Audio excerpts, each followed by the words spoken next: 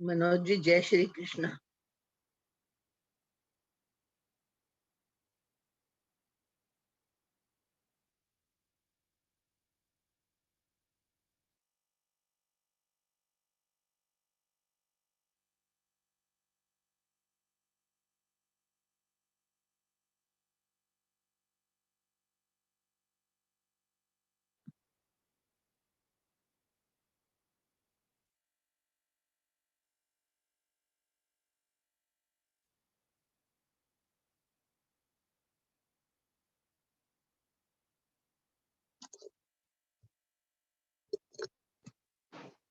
जय श्री कृष्ण।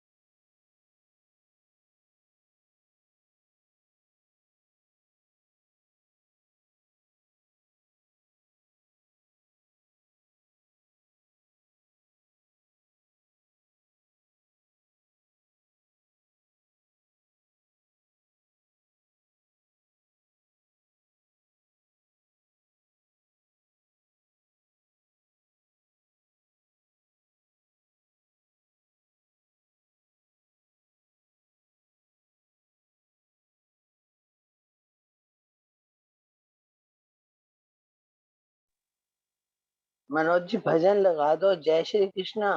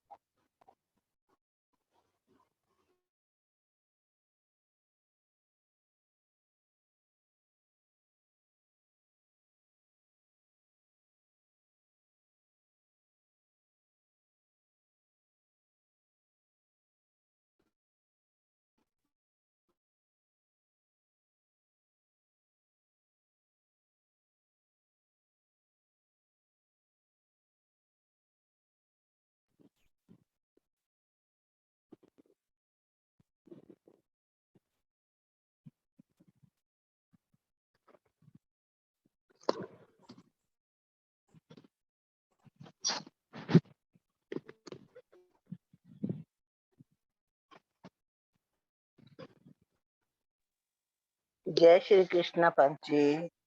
जय श्री कृष्ण, जय श्री कृष्ण।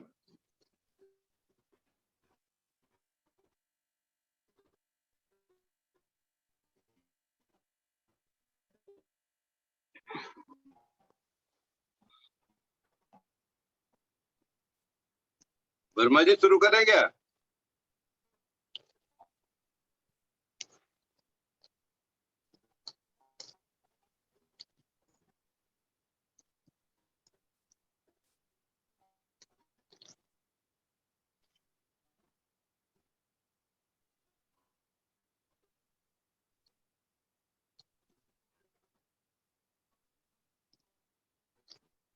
जय श्री कृष्णा जी। जय श्री कृष्ण, जय श्री कृष्ण वर्मा जी। ओ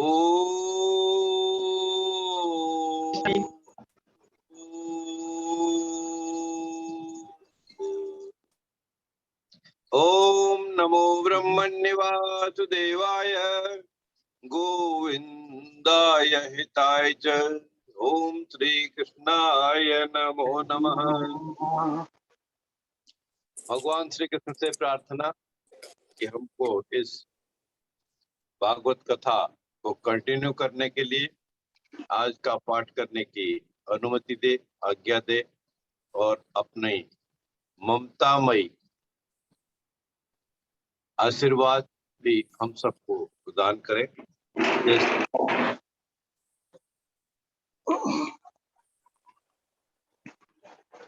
मित्रों, अभी हम 2 दिन से दशम स्कंद की कथा पान कर रहे हैं।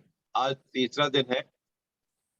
देखते हैं आज कंप्लीट होगा या कल को भी ये कंटिन्यू रहेगा, क्योंकि विस्तृत है। सारी कथाएं, मैक्सिमम कथाएं इसी 10वीं स्कंद में है। हम तो केवल कुछ कुछ सारांश को ही यहाँ पर उद्धरित कर पा रहे, क्योंकि एक केवल दशम स्कंद का कथा गान करने के लिए कम से कम 7-8 घंटे का समय चाहिए।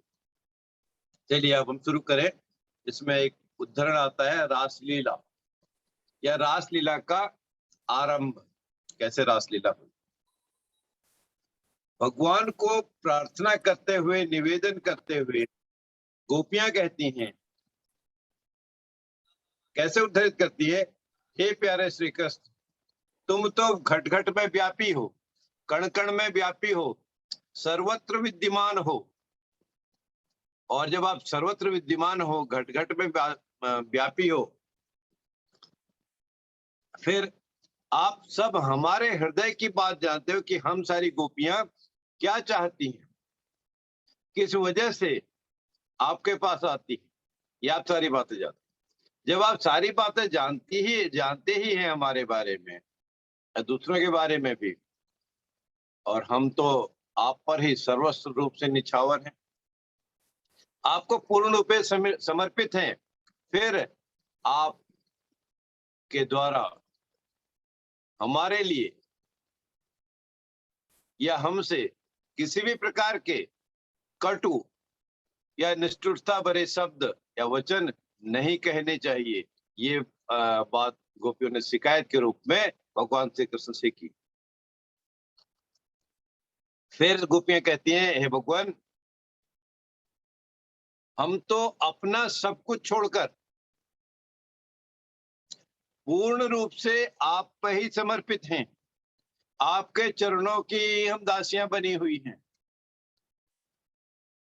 और फिर यह भी आगे कहती हैं कि इसमें कोई संदेह नहीं, या यह भी कटु सत्य है कि आप अर्थात भगवान श्री कृष्ण जी महाराज स्वतंत्र हैं, इंडिपेंडेंट है। आप पर किसी का बस नहीं चलता। आप जो चाहे, जैसा चाहे वैसा कर सकते हैं या वैसा ही करेंगे। और स्वतंत्र होने के साथ ही आप हठीले भी हैं। अपनी हठ को भी आप पूरा करते हैं, अर्थात हठ कर्म योग के साथ साथ हठ योग के भी स्वामी आप हैं, उसके भी आप मास्टर हैं। ये सारी बात होने के बाद गोपियां कहती हैं, हम आप पर समर्पित तो हैं, हम आप अपने आप को आपकी दासियां मानती तो हैं, लेकिन फिर भी हमारा आप पर कोई कंट्रोल नहीं है, अर्थात हमारा आप पर कोई वश नहीं है। और फिर उसके बाद गोपियां आगे रासलीला में बात कहती हैं कि फिर भी, उसके बावजूद भी आप अपनी ओर से आदि पुरुष अर्थात भगवान नारायण के द्वारा उनके जो प्यासे भक्त हैं, प्यासे मीन्स उनके दर्शन के, उनसे आशीर्वाद के, उनसे व्यवहार के, उनसे रासलीला के, जो भी भक्त उनके आपके पास आते हैं अनन्य भक्ति से, उनको आप सब प्रेम स्वीकार भी कर लेते हैं, पर इच्छा आपकी नहीं चलती। जैसे आप अन्य भक्तों को, दूसरे भक्तों को स्वीकार कर लेते हो वैसे ही हमको भी स्वीकार करो। बस हम तो इतना चाहती है कि हमारा त्याग मत करो। यह रासलीला में गोपियों ने भगवान से कहा। फिर सुखदेव जी परीक्षित जी को कथा आगे बढ़ाते हुए रासलीला के लिए में कहते हैं, अपने प्रियतम, किसके प्रियतम? गोपियों के प्रियतम जो भगवान श्री कृष्ण थे, उनकी चाल ढाल, हास विलास, चिंतन मनन, वाणी आदि सब में जो गोपियां बहुत प्यारी थी, उनके समान ही बन गई। गोपियों ने भी वही सीख लिया। वैसे ही अपने आप पे, अपने कर्मों में, वचनों में, शरीर में उसको उतार लिया। और उन गोपियों के शरीर में भी वही मति, मति का मतलब वैसा ही, और वही भाव भंगिमा भी गोपियों में दिखने लगी या उतर आई। यह रास्ता। फिर वो सारी गोपियां या गोपियों ने अपने स्वरूप को भूल गए, अपने अस्तित्व को भूल गए, और वो सब भूल के वो भगवान श्री कृष्ण की तरह ही लीलाएं करने लगी, उन्हीं की तरह लीला विलास भी करने लगी। और उन्हीं का अनुसरण करते हुए वह भी कहने लगी, वह अर्थात गोपियां भी कहने लगी कि मैं ही श्री कृष्ण। इस प्रकार से बातें वो करने, यह रासलीला की बात थी। अर्थात उन्होंने अपने में और भगवान में कोई भी भेद नहीं माना। उस भेद को, उस गैप को उन्होंने पाट दिया, या अपने मन मस्तिष्क पर ऐसी बातें उन्होंने बिठा ली। फिर गोपिकाओं के गीत या संगीत, उसकी कथा का विवरण, उद्धरण है। तब गोपियां परेशान हो गई, उनको विरह हो गया, दुखी हो गई, तब वो गाने लगी।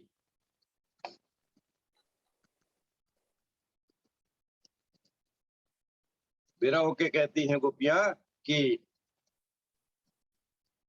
हम तो आप पे पूर्ण रूप से समर्पित, आप फिर भी हमको छोड़ जाते हैं, बार बार छोड़ जाते हैं, इधर उधर छोड़ जाते हैं, और हम फिर भी आपका इंतजार करते हैं। इंतजार करते करते कई बार हम अपने आप को भी भूल जाते हैं, भोजन भी भूल जाते हैं, कुछ और भी हम बातें भूल जाते हैं। तब आप जब भी आते हैं उस समय तक का हम इंतजार आपके लिए करने लगते हैं। और क्योंकि आपकी जो कथाएं हैं, आपकी जो लीलाएं हैं, आपके जो क्रियाकल्प हैं, वह अमृत रूपी और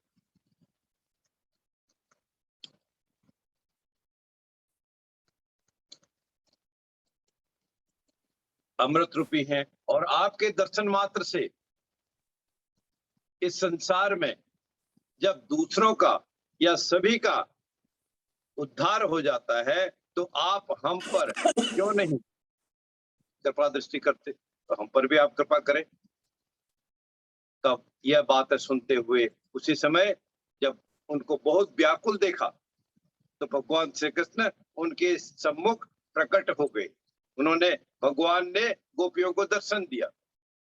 दर्शन देते हुए भगवान का, श्री कृष्ण जी महाराज का जो चेहरा था, मुखमंडल था, मंद मंद मुस्कान से खिला हुआ। उनके गले में वनमाला थी, अर्थात वन से बनी हुई फूल जो होते थे उनकी माला थी। और वो पीतांबरा, पीले वस्त्र धारण किए हुए। यह जो स्वरूप था, जो रूप था भगवान का, वो किसी तरह के, किसी को भी अपनी ओर खींचने के लिए और किसी को कामदेव की तरह अपनी तरफ आकर्षित करने के जैसा था। ये ऐसा भगवान का स्वरूप था। तब भगवान श्री कृष्ण ने गोपियों को सांत्वना दी, और सांत्वना देते हुए कहा कि हे मेरी गोपियों, आप बिल्कुल भी व्यथित ना हो, क्योंकि मैं आपके साथ तन से, मन से, मस्तिष्क से सदा आपके पास हूं। आपने मेरे लिए, मेरे से समर्पण होने के लिए गृहस्थी की बेड़ियां भी तोड़ डाली हैं, तो फिर मैं आपको कैसे छोड़ सकता हूं, कैसे त्याग सकता हूं? और यह कार्य तो बड़े बड़े योगी और यति मुनि महाराज भी नहीं कर सकते, जो काम आपने कर लिया मेरे पर समर्पण करने के। और यह बात सत्य है, भगवान कहते हैं बात सत्य है कि मुझसे तुम सबका, आप सबका मिलन ये केवल आत्मिक संयोग ही नहीं है, बल्कि यह सर्वथा सत्य, निर्मल और निर्दोष भी है। ऐसी सांत्वना भगवान ने गोपियों को दी। और फिर वो कहते हैं, यदि मैं शरीर से अनंत काल तक भी, अर्थात यदि मैं अपने शरीर से अनंत काल तक भी तुम्हारे प्रेम, सेवा और त्याग का बदला चुकाना चाहूं, तो वो मैं नहीं कर सकता। इसलिए हे गोपियों, मैं जन्म जन्म के लिए, अर्थात सदा के लिए तुम्हारा ऋणी हूं, इंडेटेड हूं। तुम अपने सौम्य स्वभाव से, प्रेम से मुझ पर कृपा करके ही मुझे उऋण कर सकती हो। तुम तो उऋण कर सकती हो, लेकिन फिर भी मैं तुम्हारा ऋणी रहूंगा ही, सदा ऋणी हूं ही। मित्रों, कल से कुछ डिस्टरबेंस हो रहा है हमारा स्टूडियो में, कहीं कनेक्टिविटी में या कभी इसके जो प्लेटफॉर्म में, इसलिए आपको लगता है मैं बीच में थोड़ा स्लो हो जाता हूँ, उसको ठीक करना पड़ता है। आज सायंकाल कोशिश करूंगा ये बिल्कुल कनेक्ट हो जाए। फिर उसके बाद महारास, बड़ा रास जो हुआ था, रासलीला जो हुई थी, उसका महोत्सव मनाया गया। उसका महोत्सव मनाते हुए राजा परीक्षित ने पूछा सुखदेव जी से कि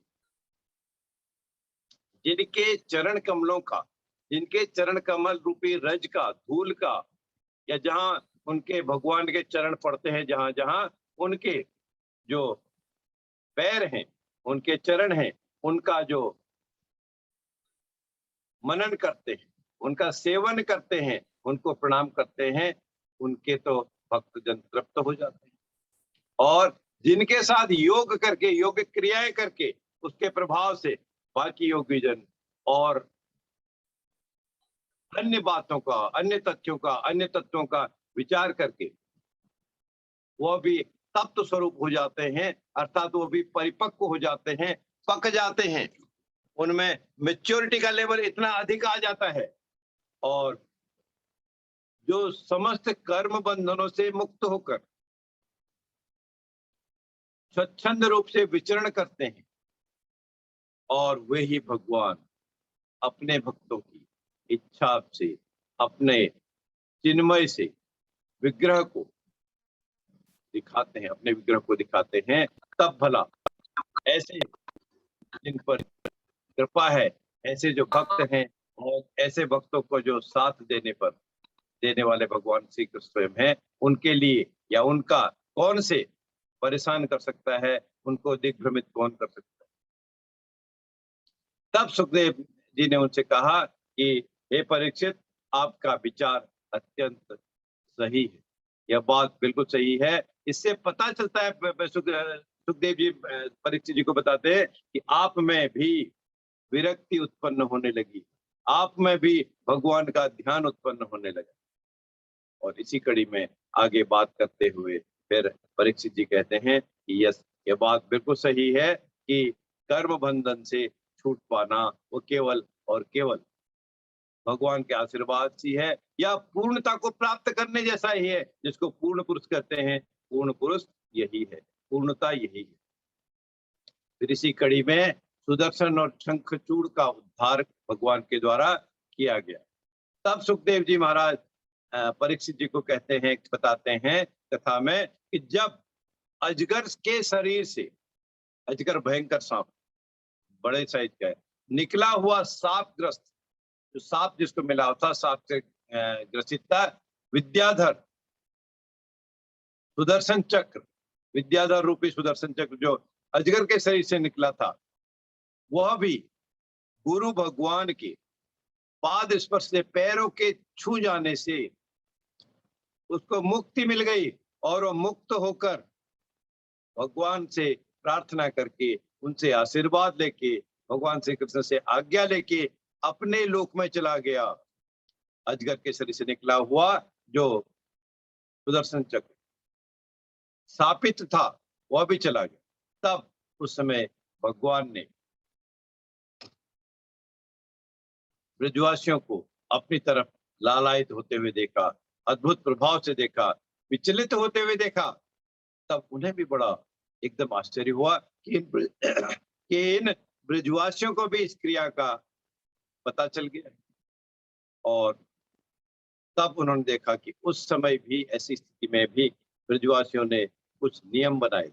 नियम ये थे कि किसी भी कार्य को करने के लिए श्रेष्ठतम स्थिति भगवान की थी, अर्थात किसी भी के लिए वो भगवान के निमित्त ही, श्री कृष्ण के निमित्त ही कार्य करते। फिर गोपियों के द्वारा युगल गीत किया गया। कथा आगे बढ़ते हुए सुखदेव जी महाराज बताते हैं कि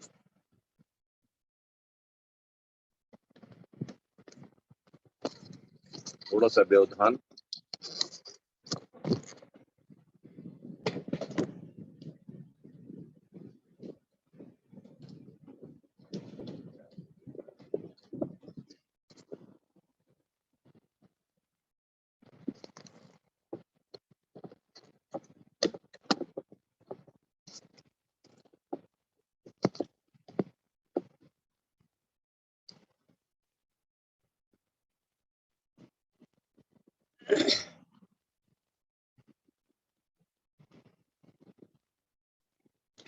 युगल गीत करते हुए गोपियां आपस में कहती हैं कि एक दूसरे से, अरे सखी, ये श्याम सुंदर तो ब्रज के गौओं से भी बड़ा प्रेम करते हैं। इसलिए उन्होंने गोवर्धन को धारण किया था और वो सब गौओं को लौटा कर आते ही होंगे। चलिए अब हम उनका इंतजार करते हैं, क्योंकि अब सायंकाल का समय हो गया है। फिर जब भगवान नहीं उपस्थित उनके सामने हुए, तब उन्होंने फिर आपस में बातें की कि इतनी देर क्यों हो रही है हे सखियों, क्योंकि अब तो सायंकाल हो गई, देर हो गई है। और इसी कड़ी में मार्ग में ब्रह्मा जी आदि भी, वयोवृद्ध भी, शंकर जी महाराज भी और ज्ञानी लोग भी भगवान के चरणों की वंदना करने लगते हैं।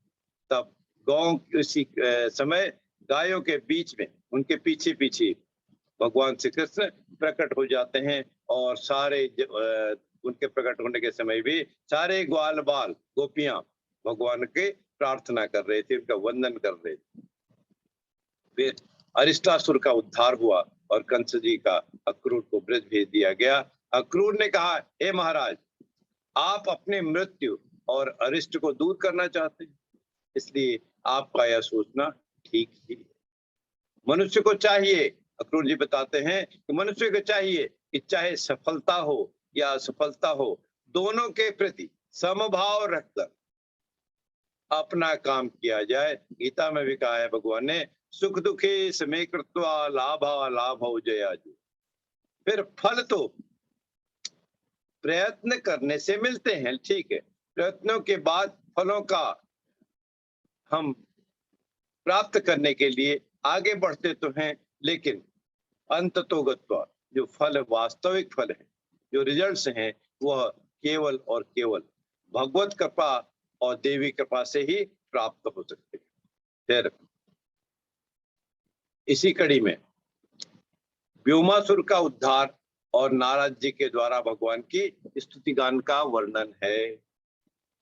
भगवान की स्तुति करते हुए देवर्षि नारद बोलते हैं कि प्रभु, आप तो विशुद्ध हैं और विज्ञान के धर्म हैं, विज्ञान के धर्म हैं, विज्ञान के धन हैं, अर्थात किसी भी तरह का विद्या और विज्ञान आपसे छूटा नहीं है, आप ही सर्वस्व हैं। और आपके स्वरूप में, जो आपका स्वरूप है, उसमें और किसी का कोई स्थान नहीं है, कोई उसमें किसी का आपके मुकाबले, आपके बराबर, आपके निकट में किसी का भी अस्तित्व नहीं है। इसलिए और आप निरंतर नित्य प्रतिरूप से परमानंद में विद्यमान रहते हैं, और आपके इस परमानंद का जो प्रकाश है, जो आगे भी फैलता है, दूसरों को भी मिलता है, उससे दूसरों को भी आनंद की प्राप्ति। इसलिए सारे पदार्थ, इस भूलोक के जो कुछ भी पदार्थ हैं, वो आपको तो नित्य प्रतिरूप से सदैव प्राप्त है ही, और आपका संकल्प भी अमोघ शक्ति के समान। आपकी इसी शक्ति के सामने माया और माया से प्रकट होने वाले त्रिगुणमयी संसार सारे इस चक्रों से दूर है, और वो उसको छू भी नहीं सकते। इसलिए आप अखंड हैं, एक रस हैं, सच्चिदानंद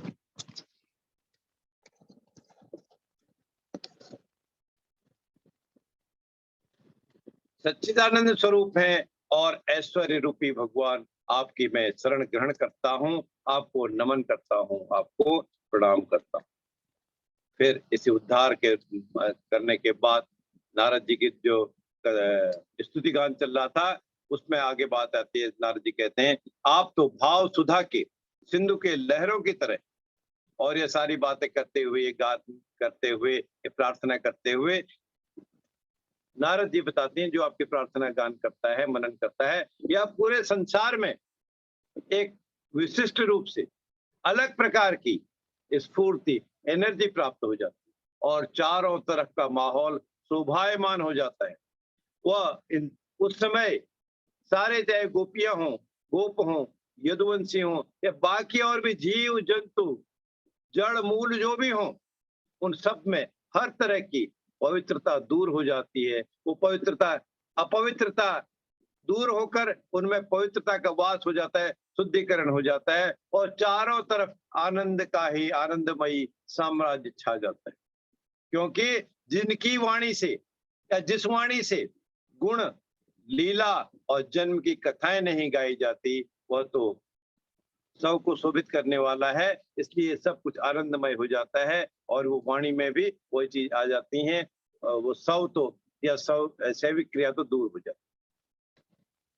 फिर श्री कृष्ण और बलराम जी का मथुरा गमन, मथुरा गए, मथुरा में जाना हुआ।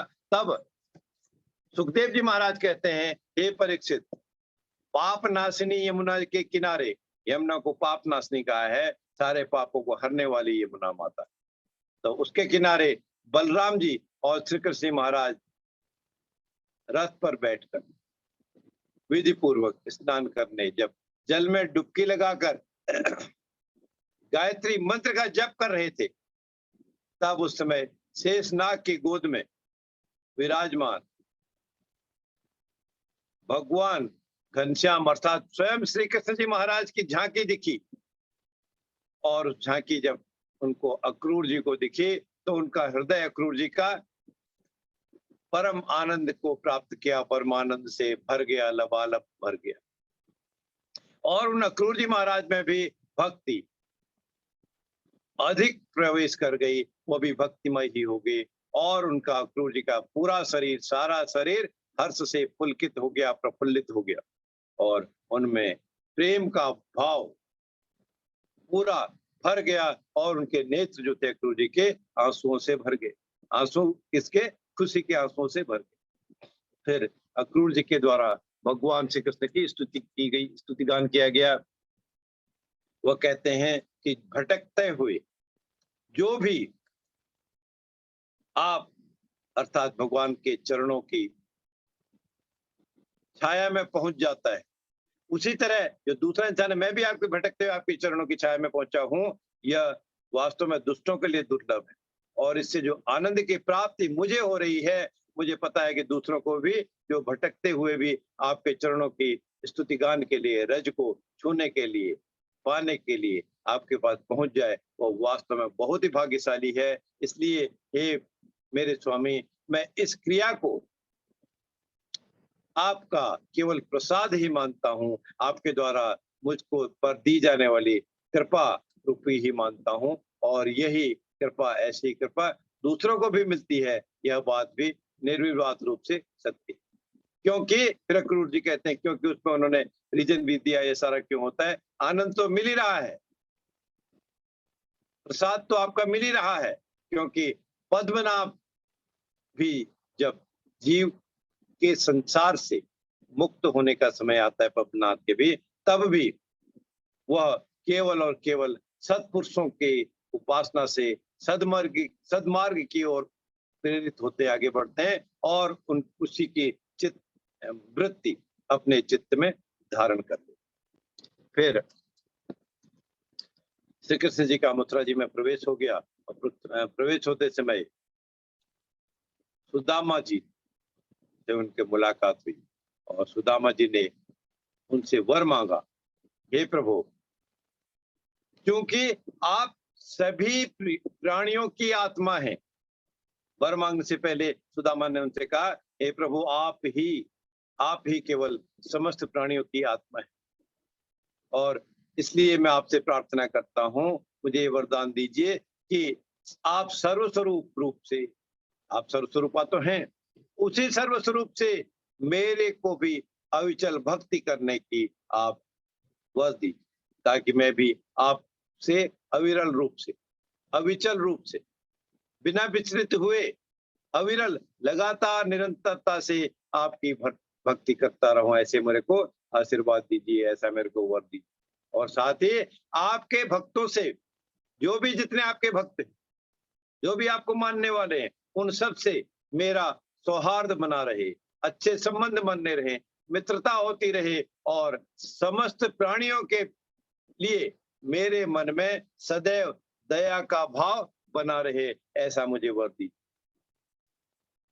फिर सुखदेव जी इसी कथा को आगे बढ़ाते हुए और बताते हैं कि धनुष कुब्जा पर कृपा की गई भगवान के द्वारा, धनुष भंग हुआ, अर्थात धनुष टूटा, और कृष्ण को घबराहट भी शुरू हो गई।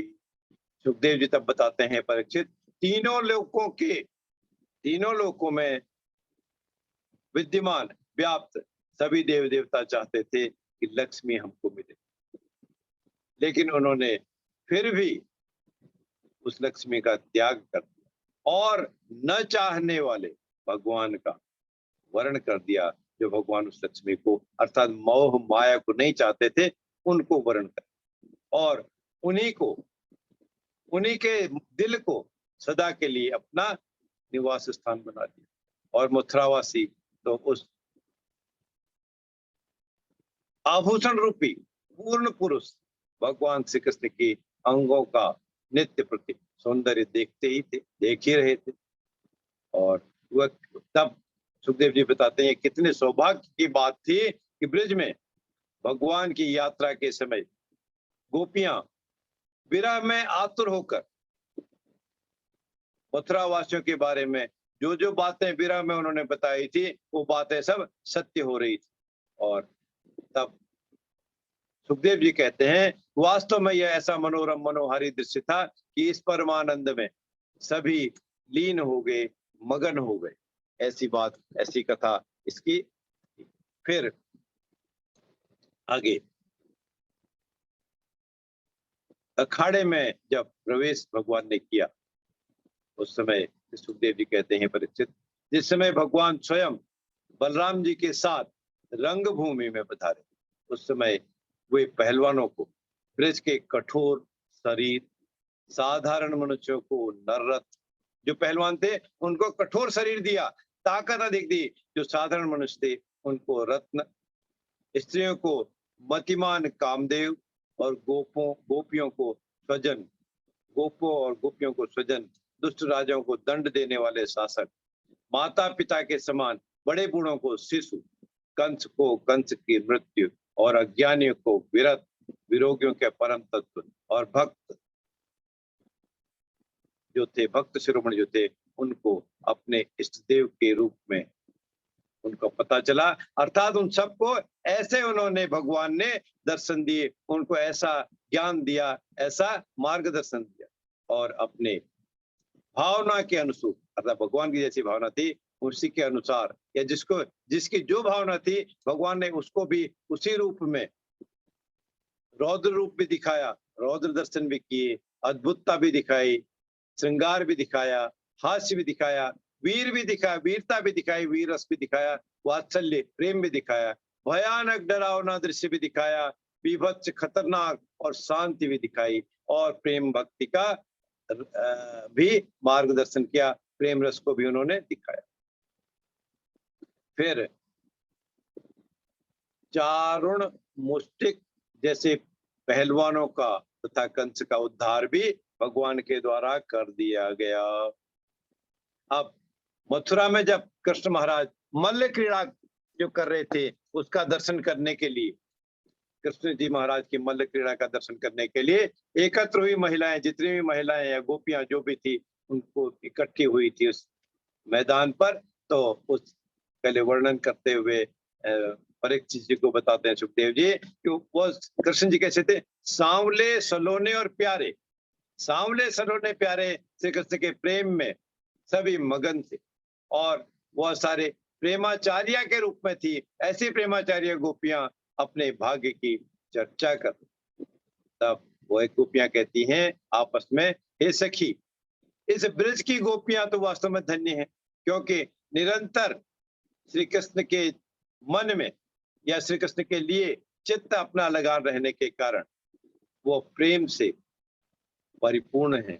उनके हृदय में केवल और केवल प्रेम ही है, और वो अपने आंसुओं के कारण, उनके जो नेत्रों से आंसू निकलते हैं, उनका कंठ भी गदगद हो जाता, भर जाता है, और वो इन्हीं लीलाओं का गान करती हैं जो मल्ल क्रीड़ा में भगवान श्री कृष्ण क्रीड़ा कर रहे हैं।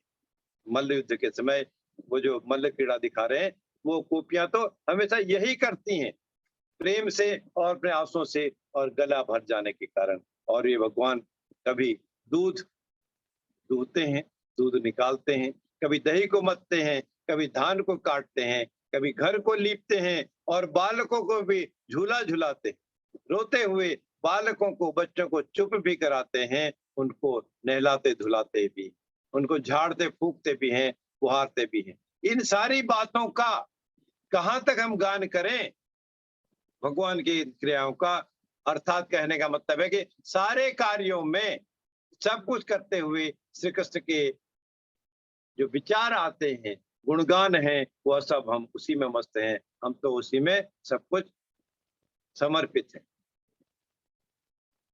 फिर सुखदेव जी आगे बताते हैं कि श्री कृष्ण जी और बलराम जी अवंतिकापुरी में संदीपनी गुरु से विद्या प्राप्त करके अपने मन को संयम करके, संयमी मन से पूर्ण होकर गुरु दक्षिणा के रूप में गुरु कृपा प्राप्त करके अनुग्रहित होकर मथुरा में जब लौटे, तो मथुरा की प्रजा उनको बहुत समय से, लंबे समय से न देख पाने के कारण दुखी हो रही थी, क्योंकि वो तो गुरु कृपा प्राप्त करने के लिए गई। तब उनको जब अचानक आया देखा, तो सारे मथुरावासी वो भी आनंद की प्राप्ति में मगन हो गए।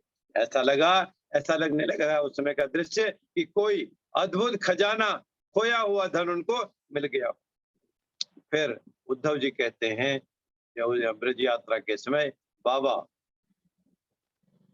जो कुछ देखा या सुना जाता है, वह चाहे भूत से या पास्ट से संबंध रखता हो, वर्तमान से संबंधित हो या फ्यूचर से, भविष्य से संबंधित हो, स्थावर हो, स्थायी हो या जंगम हो, महान हो या छोटी सी बिरली सी बात, धूल दूसरित किरणें ही क्योंकि समान ही क्यों ना हो, कोई भी ऐसी वस्तु नहीं है जो भगवान श्री कृष्ण से छूटी हुई है या जिसको भगवान श्री कृष्ण ने टच नहीं किया हो। इसलिए वह कहते हैं भगवान श्री कृष्ण के अलावा कोई भी ऐसी वस्तु नहीं है जिसको वास्तव में वस्तु कहा जा सके। अर्थात हर चीज में, हर कण में, हर पल में, सर्वत्र, यत्र तत्र सर्वत्र, समस्त सभी जगह भगवान श्री कृष्ण स्वयं विद्यमान, क्योंकि वे ही परमार्थ हैं। इसलिए द्रक्षतः कृष्णात्मांत के जब भी आप देखो उसमें कृष्ण का स्वरूप देखो और कृष्ण जी महाराज को अपने पास रखो। ये बलराम जी का संदेश मथुरा वासियों को, ब्रजवासियों को। फिर भ्रमर गीत की शुरुआत हुई।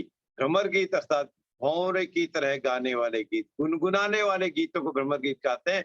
भ्रमर गीत कैसे हैं? बड़े मनोहारी, कानों को बड़ा सूदिंग है, जोर से कर्कश की आवाज नहीं आती, धीरे धीरे मंद मंद और बड़ी प्यारी सी आवाज उसमें आती है, जिसको भ्रमर गीत कहा जाता है। और नृत्य लगातार बजती रहती है। उसका शोर, उसका जो म्यूजिक है, ना बहुत तेज होता है ना बहुत कम होता है, वो अप डाउन नहीं होते, एक साथ चलता रहे।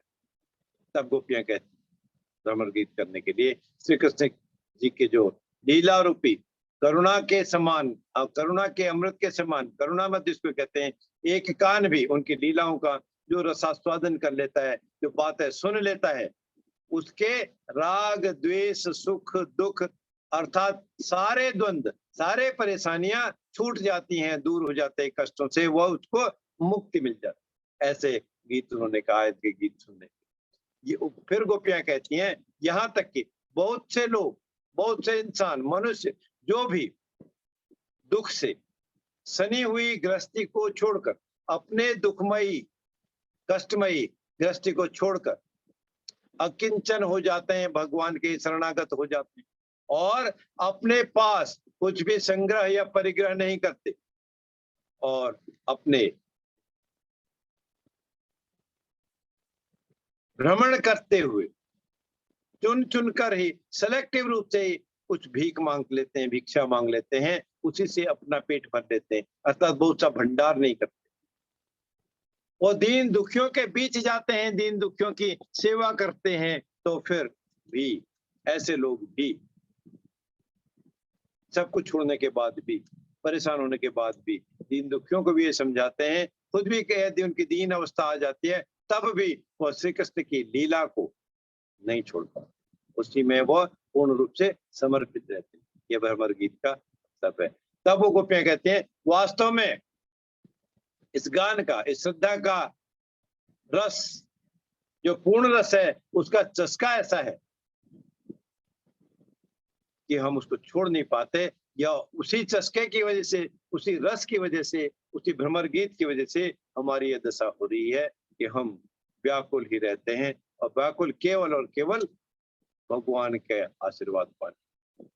फिर भगवान का अक्रूर जी के घर जाना, उसमें अक्रूर जी भगवान से कहते हैं, जब अक्रूर जी के घर में भगवान गए, श्री कृष्ण जी महाराज गए, वो कहते हैं हे भगवान, हे परमपिता श्री कृष्ण महाराज, सारे देवता, पितर, भूतगण और राजा या आपकी ही मूर्ति है, आपका ही स्वरूप, और आपके चरणों की धोवन अर्थात से आपके चरण पखारने के बाद, धोने के बाद जो बच जाता है, जो मैल रह जाती है, वह भी गंगा जी के समान निर्मल है और इन तीनों लोकों को पवित्र करने वाली।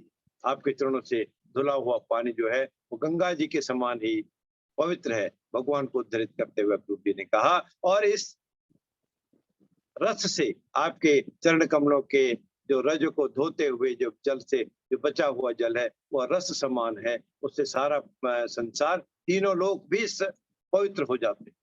इसलिए आप इस जगत के एकमात्र पिता है, आप इस जगत के एकमात्र रक्षक हैं और आप ही केवल इस जगत के, इस संसार के एकमात्र शिक्षक भी। इसलिए जो आप आज हमारे घर पधारे, इसमें कोई संदेह नहीं, मुझे कहने में कतई भी कोई डाउट नहीं है कि आज हम और हमारा घर, मेरे घर के सारे मित्र, सारे सदस्य वास्तव में कृतकृत्य होकर आपसे धन्य हो गए। आपके इस आशीर्वाद से, इस कृपा से हम धन्यता के किस शब्दों में, किन शब्दों में आपका आभार प्रकट करें, इसके लिए हमारे पास वचन याद नहीं। और हमारे तो सौभाग्य की कोई लिमिट नहीं है, हम वास्तव में अत्यंत भाग्यशाली हैं। फिर इसके बाद अक्रूर जी का मूवमेंट हुआ, हस्तिनापुर को गए। अक्रूर जी फिर कहते हैं महाराज को अर्थात धृतराष्ट्र जी को समझाते हुए कहते हैं, इसलिए है महाराज यह बात, धृतराष्ट्र जी महाराज यह बात समझ लीजिए कि यह दुनिया तो केवल 4 दिन की चांदनी है, फिर तो अंधेरी रात है। आपके सामने खिलवाड़ भी हो रहा है, कोई जादू का तमाशा भी कहीं, और यह मनोराज्य भी है। आप अपने आप को अपनी शक्ति से, अपने प्रयत्नों से अपने चित्त को, मन को रोकिए, इसको मत भटकने दीजिए और ममता के वशीभूत होकर पक्षपात ना कीजिए। यह बात अक्रूर जी ने धृतराष्ट्र को कही। फिर अक्रूर जी कहते हैं धृतराष्ट्र को, आप समर्थ हैं और इसलिए समत्व में स्थित हो जाइए और इस संसार को अग्नि की ज्वाला में धधकने से पहले इसको बचा लीजिए। ये बचाने से पहले आप स्वयं शांत हो जाएं। जैसे ही आप शांत हो जाएंगे तो यह जो होने वाला संभावित युद्ध है, विनाश का युद्ध है, जिसमें बहुत सा कुछ हो जाएगा, क्योंकि अक्रूर जी ने उसको भांप लिया था, उससे बचा लेंगे। फिर जरासंध का उद्धार हुआ और भगवान का द्वारकापुरी निर्माण। सुखदेव जी कहते हैं, हे परीक्षित, सभी लोकपालों को भगवान श्री कृष्ण ने उनके अधिकार और निर्वाह करने के लिए शक्तियां और सिद्धियां दी। जब भगवान स्वयं श्री कृष्ण जी महाराज पृथ्वी पर अवतरित होकर, अवतीर्ण होकर लीला करने लगे, तब उन लोकपालों ने अपनी सारी सिद्धियां भगवान के चरणों में समर्पित कर दी। मुझे लगता है मित्रों, आज हम कथा यहाँ पर विराम करते हैं।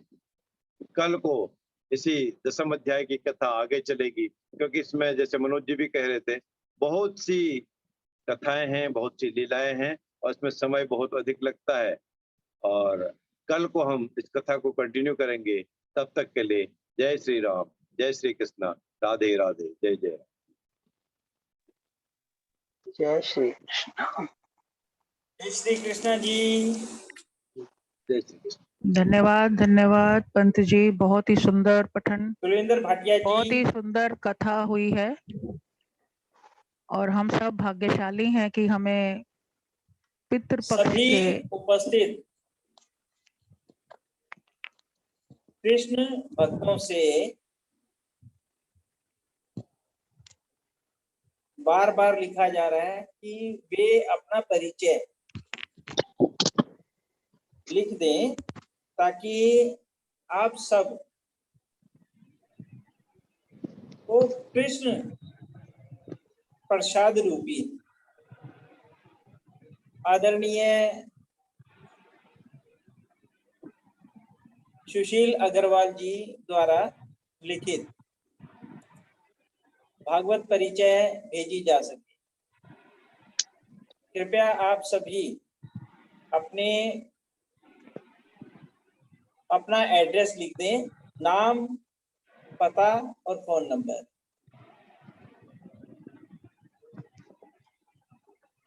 आप सबको आवाज आ रही है मेरी?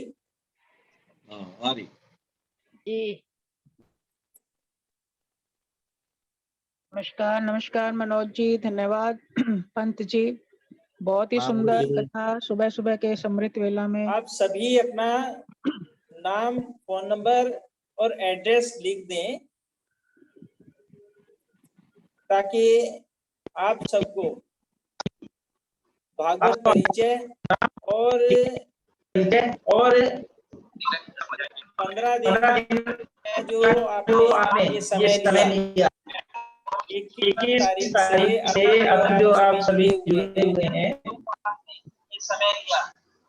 उसके लिए आपको भागवत के साथ सर्टिफिकेट भी दिया जाए।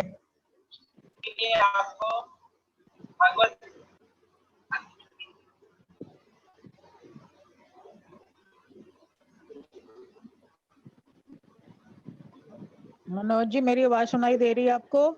हाँ जी, आपकी आवाज आ रही है।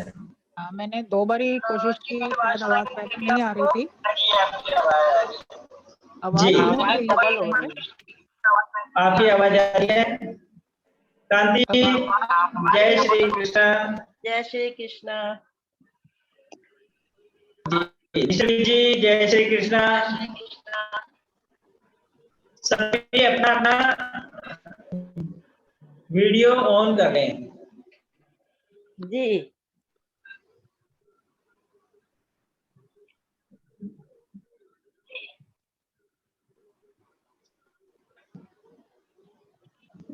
लता जी कुछ कहना चाहेंगे आप?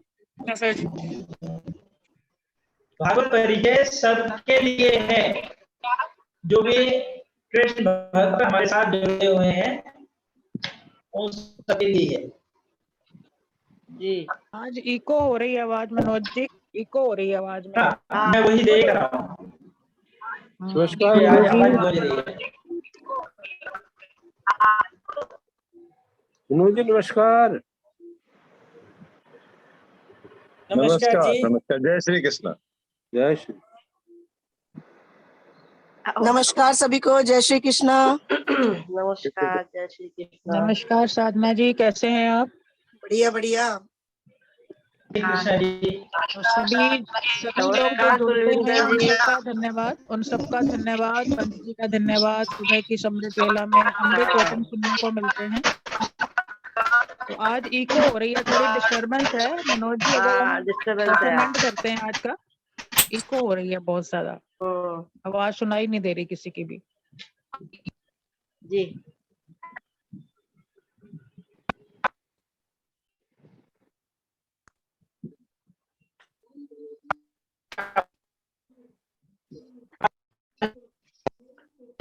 आवाज कट रही है।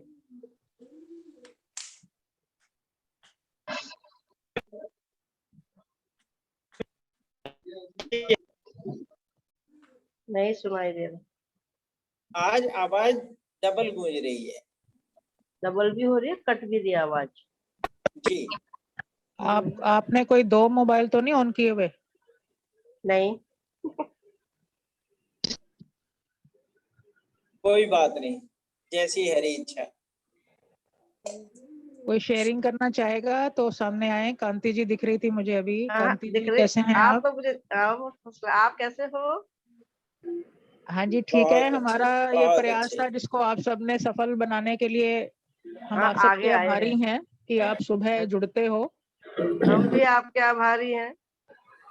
और ये प्रयास को सफल कर रहे हैं हम सब मिलके। और ये कृष्णा का आशीर्वाद है हम सब पे भी। हमारे प्रारब्ध में रहा होगा, इसलिए हम आए। कांति जी 2 शब्द बोलना चाहेंगे आप? मैं यही बोलना चाह रही, हमारे प्रारब्ध में ये रहा होगा, इसीलिए हम आपसे जुड़े और ये कथा सुनने के लिए आए हैं। बिल्कुल बिल्कुल। आप सभी का आभार, बहुत बहुत धन्यवाद। मनोज जी का धन्यवाद बहुत धन्यवाद। आभार। आपका भी बहुत बहुत धन्यवाद। हमारे साथ अनुपमा विंडर जी भी जुड़ी हुई है, जो कि स्वयं भक्ति रस में सदैव जी नमस्कार रहती जी, हैं। सभी को मेरा जी, प्रणाम। नमस्कार लेकिन जी।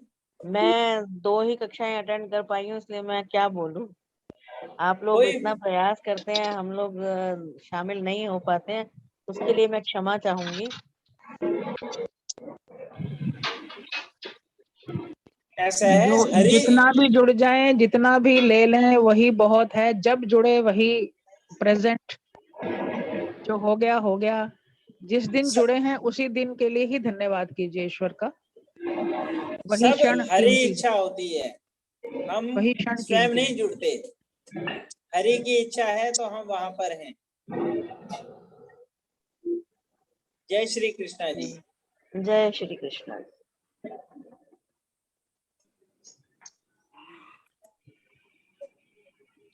आप में से कोई और अपने विषय में कुछ शेयरिंग करना चाहेगा? कहना नहीं तो आज चाहे? का सेशन हम एंड करते हैं और कल फिर से सभी जुड़े जिन्होंने 1-2 कक्षाएं की हैं या लगातार आ रहे हैं।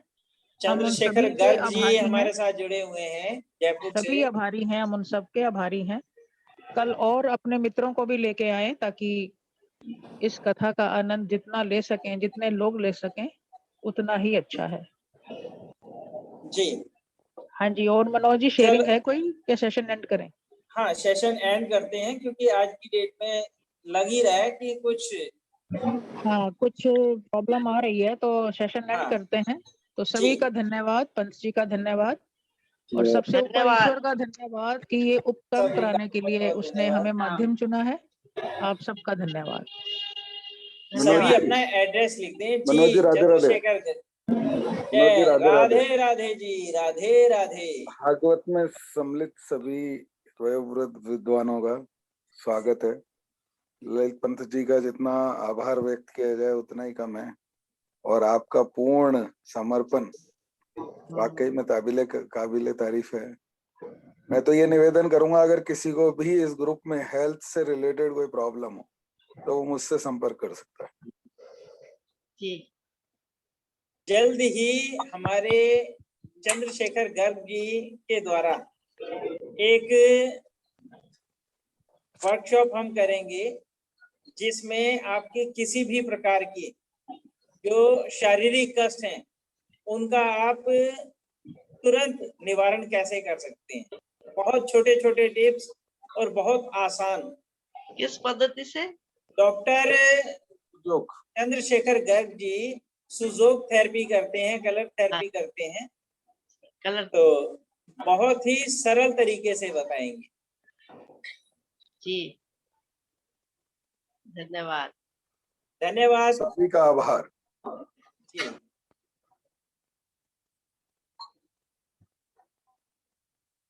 राधे हमारे साथ राधे।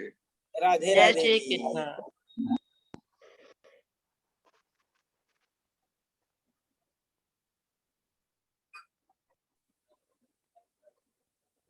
हमारे साथ सरिता जी जुड़ी हैं। सरिता जी, अच्छा, आप जुड़ी हैं लेकिन आपका ऑडियो शो नहीं हो रहा। आप अपना वीडियो तो ऑन कर सकते हैं ना, अपना वीडियो ऑन कर लें। निधि भाटिया जी, आप अपना वीडियो ऑन कर लें, जुड़े कृष्ण से। जब श्री हरि ने यहाँ जोड़ा है तो आप जुड़ जाएं। हमारे साथ आचार्य शिव शंभु गिरी जी भी जुड़े हैं। धर्मेंद्र नारायण शास्त्री जी हैं। गुरु जी प्रणाम। जी, खुश रहें।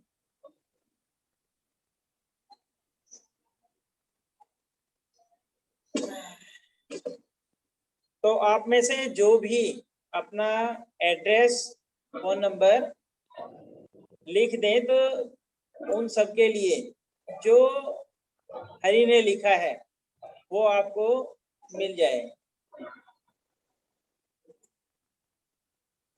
अनीता विज जी धन्यवाद। निश्चल विज जी धन्यवाद।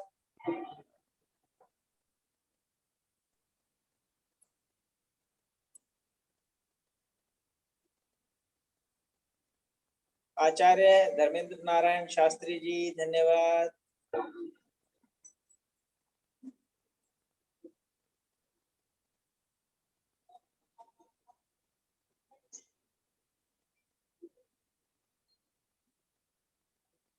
चलो, आज की सभा को यहीं फिर विराम देते हैं। जय श्री कृष्णा जी। जय श्री कृष्णा। राधे राधे। राधे राधे। राधे।